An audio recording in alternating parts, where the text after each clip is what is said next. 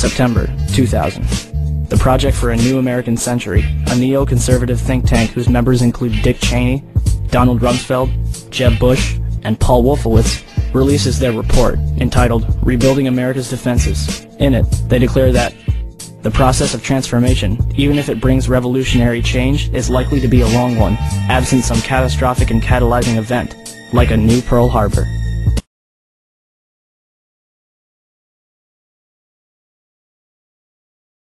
The North American Aerospace Defense Command is charged with defending North America's airspace.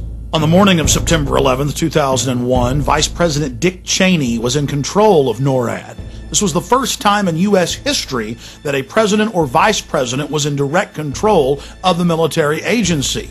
NORAD was founded in 1957, and generals always had the power to shoot down or intercept hijacked aircraft.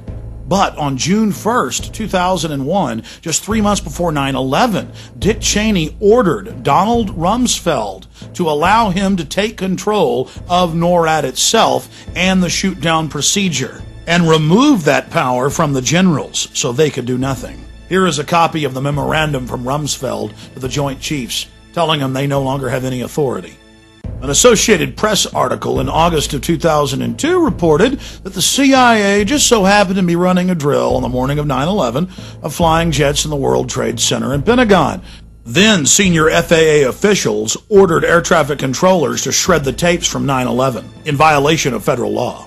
AP learned of the drills because at a Homeland Security function after 9/11, they bragged about it. Oh, we had foresight. We were running drills that very morning. Then USA Today reported that drills held weeks before 9/11 included targets that were the Pentagon and World Trade Center. Biggest holes in their argument is the fact that they never heard of a plan to fly hijacked jets into landmarks on the East Coast.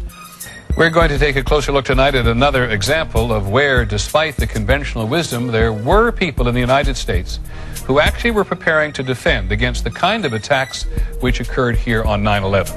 The North American Aerospace Defense Command, NORAD for short, has been defending the skies over the U.S. and Canada for almost 50 years, 46 to be precise. USA Today reports that in the 2 years before the attacks on September the 11th, NORAD conducted exercises using hijacked airliners as weapons. And one target was the World Trade Center. We knew he hated us. But there was nobody in our government, at least, and I don't think the prior government, that could envision flying airplanes into buildings on such a massive scale. But that turns out not to be true. U.S. military planners did envision and practice those very scenarios.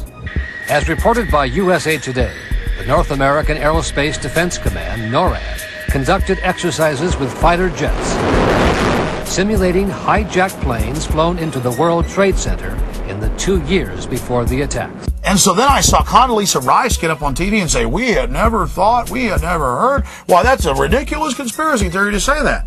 Pentagon planners also envisioned the attack on the Pentagon 5 months before it happened. The Pentagon had a drill in November of 2000 simulating a hijacked jet being flown to the Pentagon. So between all the drills before 9/11 and the drill on the morning of 9/11, air traffic controllers thought that it was a simulation. Hijacked aircraft headed towards New York. Is this real world or exercise? No, this is not an exercise manifest. September 11th, 2001. NORAD is in the middle of a number of military exercises. The first, Vigilant Guardian, is described as an exercise that would pose an imaginary crisis to North American air defense outposts nationwide. The second, Northern Vigilance, moved fighter jets to Canada and Alaska to fight off an imaginary Russian fleet. 3 F-16s from Washington, D.C.'s National Guard at Andrews Air Force Base, 15 miles from the Pentagon, are flown 180 nautical miles away for a training mission in North Carolina. This left 14 fighter jets to protect the entire United States.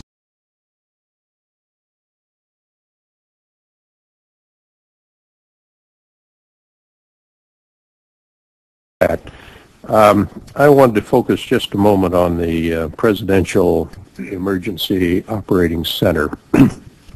You were there for a good part of the day. I think you were there with the Vice President. And we had that order given, I think it was by the President, that authorized the shooting down of commercial aircraft that were suspected to be controlled by terrorists. Were you there when that order was given? No, I was not. I was made aware of it during the time that the airplane coming in to the Pentagon.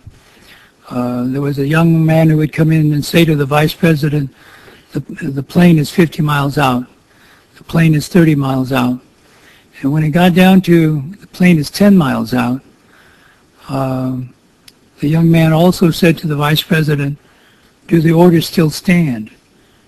And the Vice President turned and whipped his neck around and said, of course the orders still stand. Have you heard anything to the contrary? Well, at the time I didn't know what all that meant. And the flight you're referring to is the flight that came into the Pentagon.